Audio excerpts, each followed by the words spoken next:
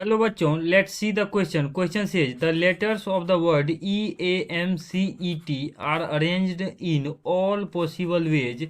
The number of such arrangements in which no two vowels are adjacent to each other.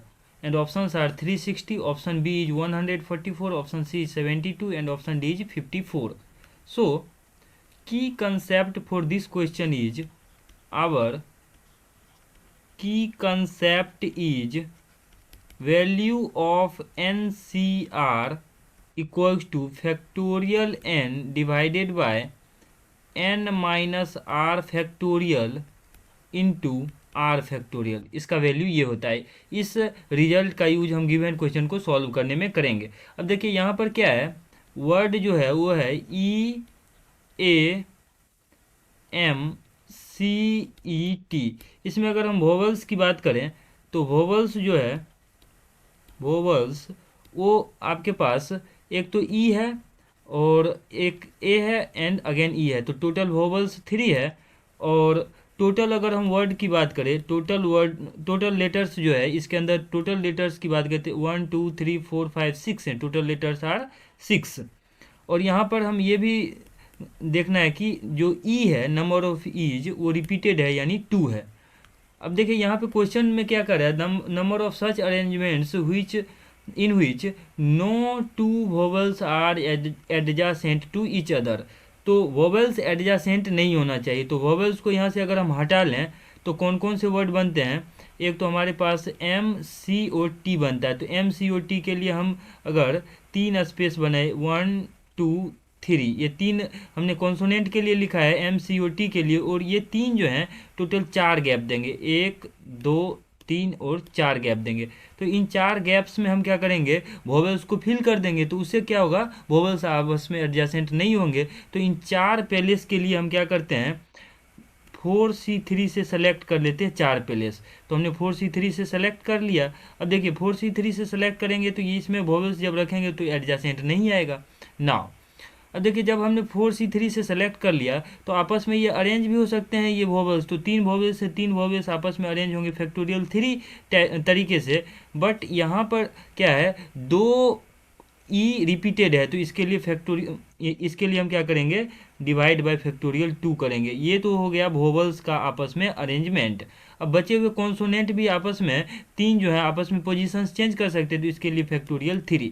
अब इसको अगर हम symbolically लिख लें तो ये हमारे पास 4C3 रिप्रेजेंट कर रहा है selection of, this represents selection of 4 gaps, selection of 3 gaps out of 4, selection of 3 gaps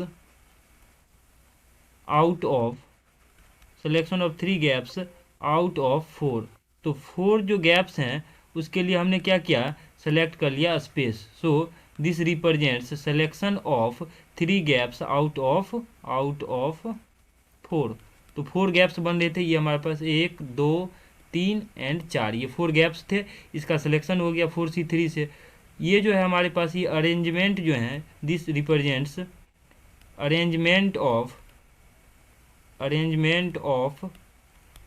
consonants. ये आपके पास कॉन्सोनेंट्स को अरेंजमेंट करने का ये रिप्रेजेंट कर रहा है. And here this represents arrangement of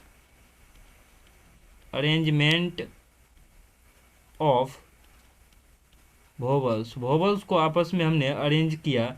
तो ये क्या था, फैक्टोरियल 3 से अरेंजमेंट किया और वहाँ पे 2 ई रिपीट कर रहे थे, 2 वर्ड रिपीट कर रहे थे आपस में, 2 मतलब लेटर रिपीट कर रहे थे. तो उसके लिए फैक्टोरियल 2 से डिवाइड किया जाता है. So this represents arrangement of vowels. 4C3 represents selection of 3 gaps out of 4. ये हमारे पास 3 कॉन्सोनेंट जो 4 गैप्स क्रिएट कर रहे थे उसके लिए ये रिप्रेजेंट कर रहा है. And factorial 3 represents arrangement of consonants. अब इसको हम सिंप्लीफाई कर लेते हैं. So total number of ways की अगर हम बात करें, ये कितना आ जाएगा हमारे पास, 4C3 है. तो 4C3 का वैल्यू आ जाएगा आपके पास, 4C3 को लिख सकते हैं फैक्टोरियल 4 डिवाइडेड बाय 4 माइनस 3 का factorial that is 1 factorial into 3 factorial. तो 4c3 को हमने सिंप्लीफाई कर लिया।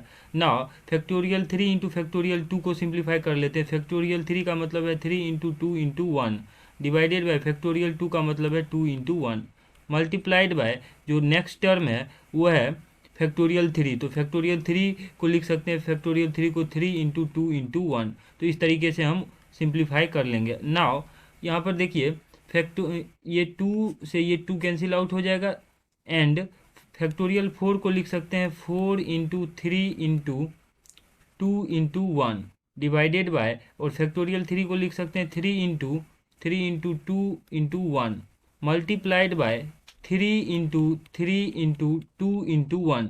इसको अगर हम फर्दर सिंप्लीफाई करें तो यहाँ से क्या होगा, 3 से 3 कैंसिल आउट हो जाएगा, 2 से 2 कट जाएगा, 1 से 1 कैंसिल आउट हो जाएगा, और आपस में जब इसको मल्टीप्लाई करेंगे तो ये बन जाएगा 4 इंटू 3 इंटू 2 इंटू 1, तो मल्टीप्लाई होके सेम ही रहेगा।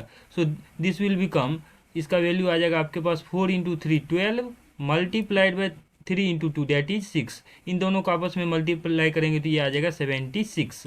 So total number of possible ways will be, यहाँ से इसका वैल्यू जो है हमारे पास 76 नहीं, ये इसको जब सिंप्लीफाई करेंगे हम 12 इंटू 6 करेंगे तो ये आएगा 72। So our answer is 72। अगर ऑप्शंस में देखें 72 जो है ऑप्शन सी में है, so option C is the correct answer. Hope that you understood it well. Best of luck.